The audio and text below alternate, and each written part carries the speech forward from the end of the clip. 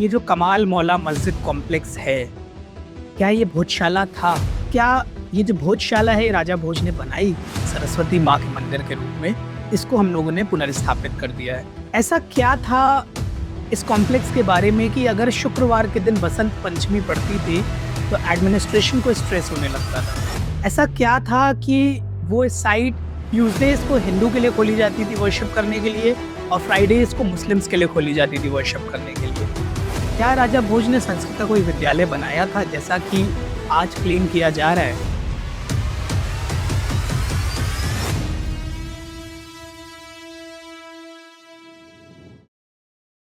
Hello everyone, and today we are here with another controversial topic. Recently Dhar के बारे में बहुत बात हो रही है। धार जो है, ये मध्य प्रदेश का एक शहर है, और इसमें एक बहुत ही कंट्रोवर्शियल बिल्डिंग है जिसको हम भोजशाला कमाल मौला कॉम्प्लेक्स के नाम से जानते हैं। और मध्य प्रदेश के जबलपुर हाई कोर्ट की इंदौर बेंच ने अभी रिसेंटली एक जजमेंट दिया है, जिसमें they have given a verdict regarding this complex and announced it to be an ancient temple of goddess Vag Devi, या सरस्वती माँ के मंदिर के रूप में इसको हम लोगों ने पुनर्स्थापित कर दिया है। ऐसा क्या था इस कॉम्प्लेक्स के बारे में कि अगर शुक्रवार के दिन बसंत पंचमी पड़ती थी, तो एडमिनिस्ट्रेशन को स्ट्रेस होने लगता था? ऐसा क्या था कि वो साइट ट्यूसडेज को हिंदू के लिए खोली जाती थी वर्शिप करने के लिए, और फ्राइडेज को मुस्लिम्स के लिए खोली जाती थी वर्शिप करने के लिए? ये सालों से जो अरेंजमेंट चला आ रहा था, इस अरेंजमेंट को ऐसा क्या हुआ, ऐसी क्या उस साइट की हिस्ट्री में है कि हम लोगों ने उस साइट को डिवाइड कर दिया था बेस्ड ऑन डेज कि किस दिन हिंदू वहाँ पे वर्शिप करेंगे और किस दिन मुस्लिम वर्शिप करेंगे? इस चीज़ को समझने के लिए हमें भोजशाला के बारे में और जानना पड़ेगा। जब हम भोजशाला की बात कर रहे हैं, तो हमको सबसे पहले राजा भोज के बारे में बात करनी चाहिए। हमें धार के बारे में बात करनी चाहिए, जहाँ पे ये भोजशाला है। धार जो है, ये मध्य प्रदेश का एक शहर है, जो इंदौर से चंद किलोमीटर्स के फासले पर है, और यही राजा भोज का कैपिटल भी था। राजा भोज परमार डायनेस्टी के थे, और परमार डायनेस्टी के सबसे popular and talked about rulers में से एक थे, और इनका वक्त जो था, ये अपनी कल्चरल कॉम्प्रिहेंसिवनेस और लिटरेरी जीनियस के लिए जाना जाता था। राजा भोज ने स्वयं कई महाकाव्य लिखे हैं संस्कृत में, पर क्या ये जो भोजशाला है, ये राजा भोज ने बनाई? क्या राजा भोज ने संस्कृत का कोई विद्यालय बनाया था, जैसा कि आज क्लेम किया जा रहा है? इसके बारे में हमारे पास कोई ऐतिहासिक तथ्य नहीं है। और अगर ये भोजशाला था, तो इसका नाम कमालुद्दीन मौला या कमाल मौला की मस्जिद कैसे हो गया? तो अब हमें कमाल मौला के बारे में बात कर लेनी चाहिए। कमाल मौला थे कौन? तो एक फ़ारसी का टेक्स्ट है, मेडिवल टेक्स्ट है, जिसका नाम है गुलज़ार-ए-अबरार। इस गुलज़ार-ए-अबरार में मेंशन है कि कुतुब कमालुद्दीन जो थे, ये चिश्ती संत थे, और ये निज़ामुद्दीन औलिया और फ़रीदुद्दीन गंज शकर के मुरीद थे, शागिर्द थे, और निज़ामुद्दीन औलिया ने ही इन्हें मालवा भेजा था। इसीलिए कुतुब कमालुद्दीन का पूरा नाम कुतुब कमालुद्दीन मालवी हो गया। Malvi is a toponym for a person who hails from Malwa. तो उसी जगह उनकी दरगाह बनाई गई, और उसके प्रेसिंग्स में ही उसके कुछ सालों बाद ही इस मस्जिद की तामीरी हुई, मतलब इस मस्जिद को बनाया गया वहां पे।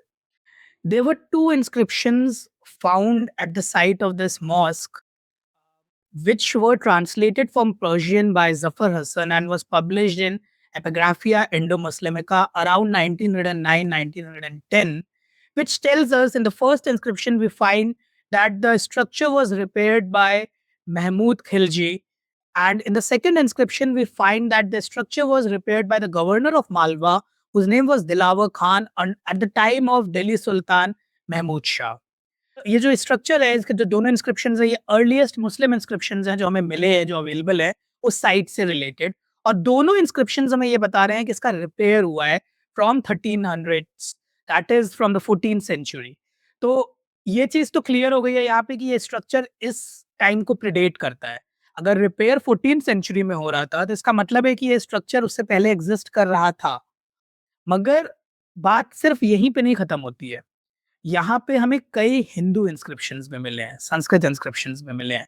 कुछ इंस्क्रिप्शंस हमें ऐसे मिले हैं जो शायद इस स्ट्रक्चर को भी प्रिडेट करते हैं। मगर उसको समझने से पहले हमें इस स्ट्रक्चर के आर्किटेक्चर को समझ लेना चाहिए। Actually this structure is typically a hypostyle mosque. Hypostyle mosque क्या होता है? हाइपो स्टाइल मॉस्क में बड़े-बड़े पिलर्ड या कोलोनेडेड या कॉलम्ड कॉरिडोर्स होते हैं और चारों तरफ इसमें कॉरिडोर बने हुए हैं और वेस्टर्न वॉल पे like a very typical mosque एक मिंबार बना हुआ है और एक मेहराब बनी हुई है in the western direction, in the direction of Kaaba. तो ये तो एक टिपिकल स्ट्रक्चर हमें दिख रहा है जो कि हमें समझ में आ रहा है it was built as a mosque from the scratch. और हाइपो स्टाइल मॉस्क के साथ-साथ हमें जो एक और एलिमेंट दिखता है आर्किटेक्चर का वो है रबल मेसनरी। अब ये रबल मेसनरी क्या होती है? रबल मेसनरी बेसिकली ये होती है कि जो पुराने स्ट्रक्चर्स तोड़े गए होते हैं, जो उनका रबल होता है, जो उसके रुइन्स होते हैं, उनको रीयूज़ करके एक स्ट्रक्चर बनाया जाता है। अब ये रबल मेसनरी जो है ये सिर्फ़ और सिर्फ़ हमें कोई भोजशाला कमाल मौला मस्जिद कॉम्प्लेक्स में नहीं दिख रही है। ये हमें कई स्ट्रक्चर्स में दिखती है, उससे पहले भी दिखती है। जैसे कि एग्ज़ाम्पल के तौर पे हम लोग बात कर लेते हैं कुतुब मीनार कॉम्प्लेक्स की, जहाँ पे कुव्वतुल इस्लाम मॉस्क भी इसी रबल मेसनरी से बना हुआ है। मतलब पुराने अवशेषों का इस्तेमाल करके नया स्ट्रक्चर बनाया गया। मगर ये बात ये नहीं सिद्ध करती है कि किसी मंदिर को तोड़ के वहाँ स्ट्रक्चर बनाया गया। ये बात सिद्ध करती है कि वहाँ पे अवशेष पड़े हुए थे, जिनसे एक स्ट्रक्चर फिर से बनाया गया यूजिंग रबल मेसनरी। क्योंकि अगर मंदिर तोड़ के मस्जिद बनाई गई होती, तो कहीं न कहीं तो उसके रिकॉर्ड्स होते। उसके रिकॉर्ड्स कहीं नहीं है। और जब हम लोग लेटर परमार डायनेस्टी का जो टाइम था, जब परमार डायनेस्टी कोलैप्स कर रही थी और चालुक्याज़ और सोलंकीज़ गुजरात में राइज़ कर रहे थे, उस टाइम की जब हम लोग बात करते हैं तो हमें बहुत क्लियरली दिखता है कि अलाउद्दीन खिलजी के इन्वेजन से बहुत पहले ही धार को रैंसैक कर दिया गया था।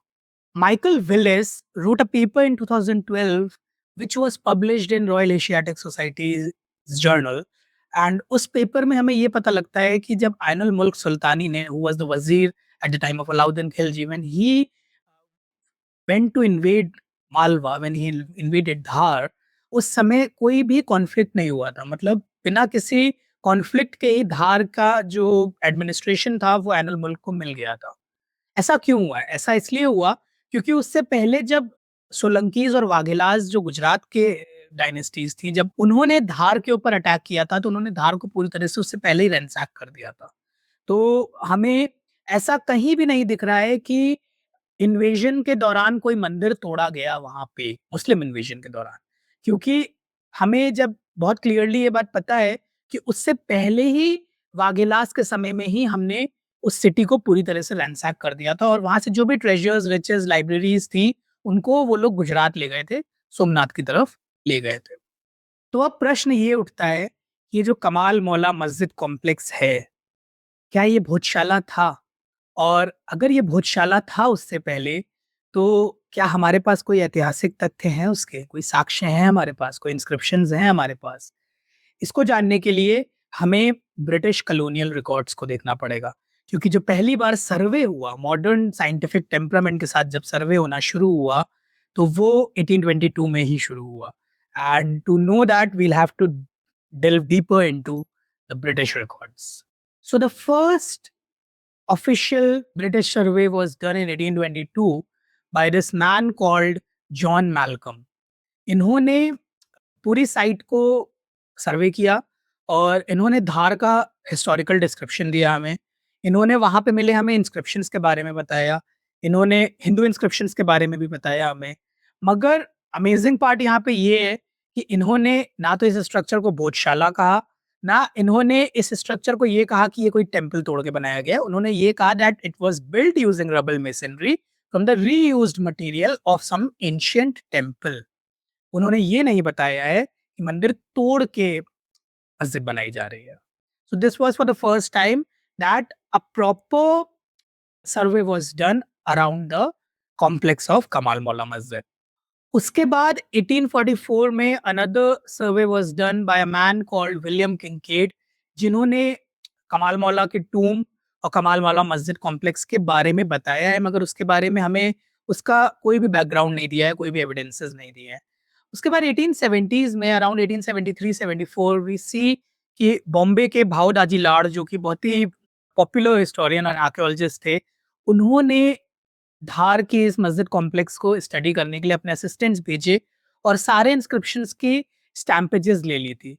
और उन्होंने पहली बार यहाँ के इंस्क्रिप्शंस को ढंग से पढ़ा था। तो इस पूरे प्रकरण में मजे की बात ये है कि किसी भी सर्वेयर ने इसको भोजशाला तो नहीं कहा। जो पहला मेंशन मिलता है हमें, वो भी भोजशाला का नहीं मिलता है, वो हमें राजा भोज का मदरसा का मिलता है, जो अर्नस्ट बार्न्स ने 1902 में अपनी जो रिपोर्ट लिखी थी, उसमें मेंशन किया है। And he has clearly mentioned it with this phrase called Raja Bhoj का मदरसा। तो ये भोजशाला कैसे हो गया? अब हम बात कर लेते हैं एक शख्स की जिनका नाम है काशीनाथ कृष्ण लेले, केके लेले। ये केके लेले जो थे, ये सुपरिटेंडेंट ऑफ एजुकेशन थे देवास प्रिंसली स्टेट के, और बाद में ये धार प्रिंसली स्टेट के भी सुपरिटेंडेंट ऑफ एजुकेशन हो गए थे, और बाद में आर्कियोलॉजी डिपार्टमेंट के हेड भी हो गए थे। इन्होंने यहाँ के सारे इंस्क्रिप्शंस पढ़ना शुरू करा और सारे इंस्क्रिप्शंस का ट्रांसलेशंस करना शुरू करा, और इन्होंने पहली बार इस स्ट्रक्चर को भोजशाला कहा।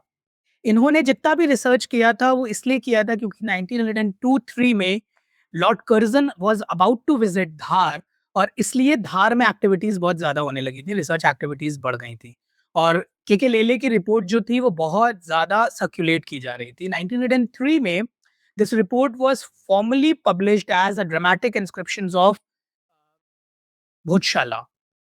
ब्रैकेट में लिखा था कमाल मौला मस्जिद। ये जो भोजशाला टर्म आया, I think it was the Hindification और Sanskritisation of the term which was used by Barnes, the phrase which was used by Barnes, where he called it Raja Bhoj का मदरसा।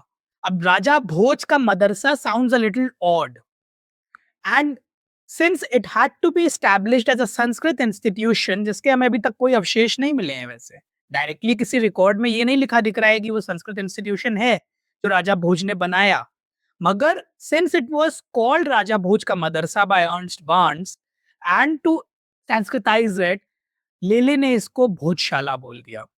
और ये जो रिपोर्ट थी जो 1903 में आई थी, ये रिपोर्ट बहुत वाइडली सर्कुलेट की जा रही थी क्योंकि Curzon had already visited that place by then. इसमें इंटरेस्टिंग एस्पेक्ट ये है कि 1903 से पहले इस स्ट्रक्चर को किसी ने भी भोजशाला तो नहीं बोला है जिस नाम से आज ये विख्यात है। सो अकॉर्डिंग टू बार्न्स, राजा भोज का मदरसा की बैकिंग है, हमारे पास हिस्टोरिकल बैकिंग है क्योंकि वो लोकल पार्लांस में था, ओरल हिस्ट्री में था, एग्जिस्ट कर रहा था as per his statement only. मगर ये भोजशाला कैसे हो गया, इसका हमारे पास कोई हिस्टोरिकल बैकिंग नहीं है। ये पूरी तरह से लेले की क्रिएटिव जीनियस थी जो उन्होंने उस स्ट्रक्चर को भोजशाला बोल दिया, और वो कोई संस्कृत विद्यापीठ या विद्यालय या कोई भी ऐसा स्ट्रक्चर के लिए नाम नहीं था जो कि प्योर संस्कृत नेम होता है। वो एक भोजशाला जैसा नाम था जिसका एक्चुअली कोई संस्कृत बैकिंग भी नहीं है। So how it became popular, why it was used, only Lele can tell you. As per the fifth volume of Central India States Gazetteer series, which talks about the history of Alva and Dhar and was written by this man called C.E. Luard in 1908, gives credit to George Buller for studying Dhar. He never visited Dhar himself, but his pupil, who also worked with Archaeological Survey of India, Alois Führer, he did visit Dhar, and he announced this site to be a site of some ancient school. Now, this man was later declared an incompetent archaeologist and he resigned from ASI. Smith later declared that the works of Führer were a result of bad scholarship. The same man who wrote the Gazetteer of Dhar, C.E. Luard, also tells us that Bhotshala, the name Bhotshala, is a misnomer. But he goes ahead and tells that it was a site of an ancient temple. कैसे ये हमें भी नहीं पता, उन्होंने कोई evidence, कोई तथ्य, कोई साक्ष्य हमारे सामने नहीं रखे हैं कि वो ऐसा क्यों कह रहे हैं कि एक एंशिएंट मंदिर था। इसके कोई साक्ष्य नहीं है। अब हमें ये तो पता लग गया है कि इस स्ट्रक्चर का नाम भोजशाला कैसे हो गया, मगर ये सरस्वती देवी का मंदिर कैसे बता दिया गया? तो ये स्ट्रक्चर सरस्वती देवी या वाघ देवी का मंदिर कैसे अनाउंस हो गया? इसका इतिहास शुरू होता है जब 1924-25 में आर्कियोलॉजिकल सर्वे ऑफ इंडिया के एक डायरेक्टर जनरल हुए बाद में, जिनका नाम था राव बहादुर काशीनाथ नारायण दीक्षित। ये ब्रिटिश म्यूजियम में एक स्ट्रक्चर देखते हैं जिसको ये सरस्वती ऑफ धार कहते हैं। अब बाद में हमें माइकल विलिस के रिसर्च से पता लगता है कि वो सरस्वती देवी की स्कल्पचर या स्टैचू है भी नहीं। वो बेसिकली अंबिका देवी की, जैन गॉडेस अंबिका देवी की स्टैचू है, और उसके उसी स्टैचू के पेडेस्टल में इंस्क्रिप्शन भी है जिसमें लिखा हुआ है कि ये स्ट्रक्चर या ये sculpture was built by a man whose name was Vararuchi under the aegis of Raja Bhoj, and he also built three statues of Jain Tirthankars and the statue of Vag Devi. मतलब वो वाघ देवी की statue नहीं है, वो उस inscription में ये लिखा है कि ये जो अंबिका देवी का, या जिसको अंबा देवी भी उन्होंने इंस्क्रिप्शन में लिखा है, ये जो उनका स्कल्पचर है, इसको बनाने से पहले वारारुचि ने 3 जैन तीर्थंकर और वाघ देवी की स्टेच्यू भी बनाई। अब हमें बाद में पता लगता है जो केके लेले थे, उनके जो नेफ्यू थे, सीबी लेले, उन्होंने बताया कि 1875 में धार के पैलेस से एक्सकवेशन के दौरान ये मूर्ति निकली थी जिसको ब्रिटिश म्यूजियम को कैरी कर ले गए थे। So the association of Saraswati Devi with Bhojshala happened after 1924 when mister Dikshit visited British museum. उससे पहले भोजशाला से सरस्वती देवी का कोई कनेक्शन नहीं बताया गया है।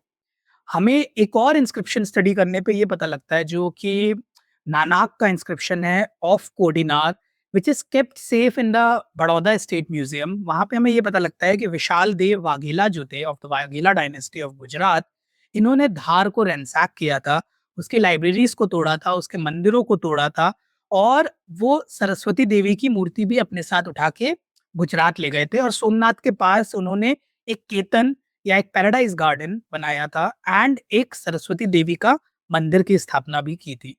तो जो धार की सरस्वती देवी का मेंशन हमें नानाक के इंस्क्रिप्शन में मिलता है, कोडिनार के, उस इंस्क्रिप्शन से हमें ये भी पता लग रहा है कि विशाल देव उस मूर्ति को उठा करके गुजरात ले गया था और उसने वहां पर उनका मंदिर स्थापित कर दिया था। तो जो धार की ग्लोरियस हिस्ट्री है परमार्स की, वो वाघेला इन्वेजन के बाद ही खत्म हो गई थी। इसके बाद अलाउद्दीन खिलजी का इन्वेजन हुआ है। तो हमें बहुत क्लियरली दिख रहा है कि वो सिटी या उसके जो भी जैन टेम्पल्स थे, इंस्क्रिप्शंस थे, वो पहले ही खत्म हो गए थे before the invasion of Alauddin Khilji. उसके अलावा जो हमें वहाँ संस्कृत इंस्क्रिप्शंस दिख रहे हैं, जो आज भी एग्जिस्ट करते हैं उस टेम्पल कंपाउंड में या मस्जिद कंपाउंड में, वो या तो ग्रामेटिकल सर्पबंध चार्ट्स हैं, जैसे 2 सर्पबंध चार्ट मिले हैं हमें वहाँ पे, या हमें अर्जुन वर्मन के टाइम के इंस्क्रिप्शंस दिख रहे हैं जहाँ पे संस्कृत के कोई सरस्वती देवी को डेडिकेटेड नाटक हो रहे थे जो राजा भोज को डेडिकेटेड थे, क्रेडिटेड थे, मगर वो हो रहे थे अर्जुन देव के टाइम पे, उनका मेंशन मिलता है। मगर nowhere do we find any mention of that site being the school of Sanskrit और अ टेम्पल डेडिकेटेड टू वाग देवी और सरस्वती देवी। ये इंस्क्रिप्शन या ये रिकॉर्ड हमें ना कंटेम्प्रेरी रिकॉर्ड्स में दिखता है, ना किसी ब्रिटिश इंडोलजिस्ट ने कभी इसके बारे में बात करी। इतने सारे जर्मन इंडोलजिस्ट यहाँ पे आए, हुल्ड्स आए, जिन्होंने धार के इंस्क्रिप्शंस को स्टडी किया।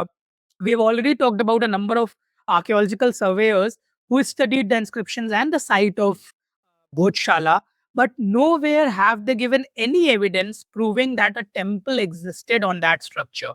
Yes, we all know that it was built with rubble masonry. मतलब पुराने मंदिरों के जो धार के पुराने मंदिर थे जो शायद वाघेला और सोलंकीज और चालुक्यास के समय में तोड़ दिए गए थे, जब धार को पूरी तरह से उजाड़ दिया था उन्होंने, जब परमार डायनेस्टी गिर रही थी, टूट रही थी, वो रूइंस को यूज करके, रीयूज करके, उसके मटेरियल को यूटिलाइज करके इस स्ट्रक्चर को बनाया गया था।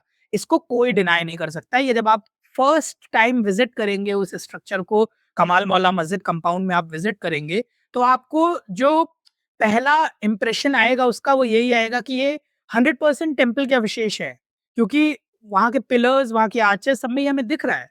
मगर nowhere have we found any kind of conflict related to this structure being broken from a temple and converted or transformed into a mosque later on. It was already ruins, already the rubble, खंडहर था या टूटा हुआ पत्थरों का एक जखीरा था जिसको यूज करके, यूटिलाइज करके एक मस्जिद बनाई गई स्क्रैच से। और शायद वो मस्जिद बनाने वाले, शायद वो मालवा सल्तनत के लोग इतने पढ़े लिखे नहीं थे या समझदार नहीं थे कि उन्हें ये नहीं समझ में आया कि वो जो स्टोन्स प्लेस कर रहे हैं वहां पे, उसमें वो पुराने इंस्क्रिप्शंस को भी प्लेस करते जा रहे हैं, क्योंकि हमें कई ऐसे इंस्क्रिप्शंस मिलते हैं जो इनकम्प्लीट हैं, क्योंकि 100% उसका एक पत्थर बचा रह गया होगा, एक पत्थर टूट गया होगा, और जब ये रबल मेसनरी से स्ट्रक्चर बन रहा होगा तो वो आधा ही स्ट्रक्चर प्लेस कर दिया गया वहां पे, क्योंकि तब इतनी स्टेबिलिटी नहीं थी कि पूरा ऑर्गेनाइज करके किसी स्ट्रक्चर को बिल्ड किया जाए। किसी ने सोचा, जब मालवा सल्तनत का इन्वेजन हुआ तो वहां पे कोई मस्जिद थी नहीं, वहां कमाल मौला का जो कंपाउंड था, जो दरगाह थी, वहां पे आस-पास of course Muslim population reside करने लगी होगी। तो उनकी प्रेयर्स करने के लिए एक जामी मस्जिद चाहिए थी, और इसलिए कमाल मौला वाली मस्जिद बना दी गई। वो बनाई स्क्रैच से ही गई, मगर हमें कहीं भी कोई रिकॉर्ड नहीं मिल रहा है इस चीज़ का कि मंदिर को तोड़ के और एक स्ट्रक्चर उसके ऊपर खड़ा किया गया। और इतने सारे कॉलोनियल सर्वेज, इतने सारे ब्रिटिश रिकॉर्ड्स, मिडीवल रिकॉर्ड्स, फारसी रिकॉर्ड्स, हमें कहीं भी इसमें किसी भी मंदिर के टूटने की बात तो नहीं दिख रही है, और हमें कोई एविडेंस नहीं मिल रहा उसका कि मंदिर तोड़ के एक स्ट्रक्चर बनाया गया। वो स्ट्रक्चर स्क्रैच से ही बनाया गया, और हमें सबको पता लग गया है ये चीज़ कि भोजशाला का नाम it was because of KK Lele's contribution. और सरस्वती देवी का एसोसिएशन उस भोजशाला से हुआ after Mr. Dikshit visited British Museum and he misidentified the statue of Jain goddess Ambika as the statue of Saraswati of Dhar, जो कि माइकल विलिस के रिसर्च पेपर से हमें पता लगता है, because he read the inscriptions which was in the pedestal of that structure, of that sculpture, जहाँ पे हमें बहुत ही क्लियरली पता लग रहा है कि वो स्टेचू अंबिका देवी की है, जो जैन गॉडेस है। और उस स्कल्प्टर ने, जिसने ये अंबिका देवी की स्टेचू बनाई है, उसने इससे पहले जैन तीर्थंकरों और वाग्देवी की स्टैचू भी बनाई थी, जिसका हमें कोई अता पता नहीं है कि वो कहाँ गई। So now I hope you all have got the clarity कि ये स्ट्रक्चर कमाल मौला मस्जिद कॉम्प्लेक्स कैसे भोजशाला बन गया, कैसे हमने इसको राजा भोज से एसोसिएट कर दिया, कैसे हमने इसको एक सरस्वती टेम्पल से एसोसिएट कर दिया। हमें इन सारी चीज़ों के जवाब मिल गए हैं।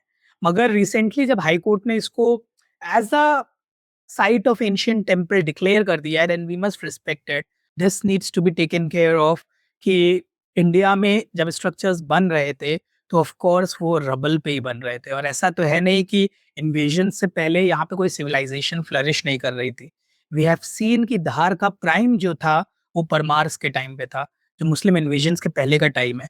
तो जब मुस्लिम्स वहाँ पहुंचे होंगे और उन्होंने अपने स्ट्रक्चर्स बनाने शुरू करे होंगे, तो 100% वहाँ पे उससे पहले के स्ट्रक्चर्स के अवशेष तो पड़े ही होंगे। तो this sums that up. Thank you.